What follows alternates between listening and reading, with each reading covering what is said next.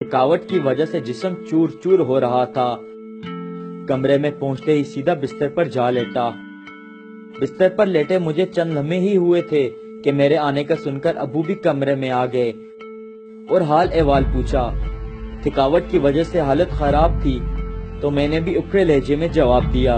अबू ज़ेरे लब दुआ देते और चुप होकर दिल ही दिल में कुछ कहते वापस चले गए। अबू के जाते ही कुछ देर बाद बेगम कमरे में आ गई। बेगम ने आते ही मुझसे तबीयत दरियाफ्त की और हाल अहवाल जाना।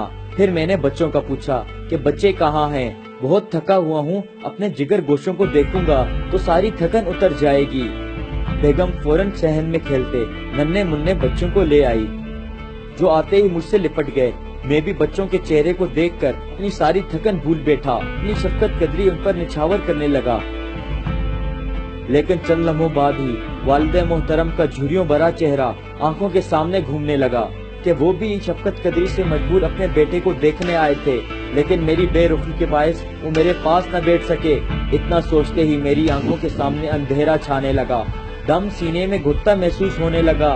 बच्चों को छोड़ा और दौड़ता हुआ वालिद मोहतरम के कमरे में जा पहुंचा, जो अपनी चरपाई पर लेटे न जाने किन सोचों में गुम छत को देखे जा रहे थे।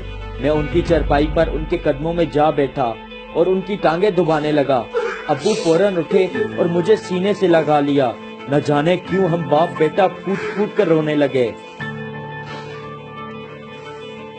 मैं तस्लीम करता हूँ कि ऐसी राहत मुझे कभी नहीं मिली जो बाप के सीने से लिपट कर मिली। दोस्तों, हम अपने पैसों से सब कुछ खरीद सकते हैं सिवाय माँ बाप की खुशियों के।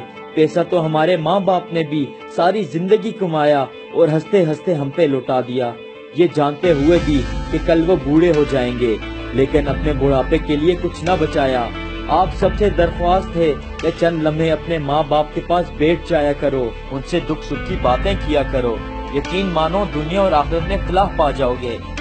दोस्तों, इस वीडियो को इतना शेयर करें जितना अपने वालिदैन से मोहब्बत करते हैं।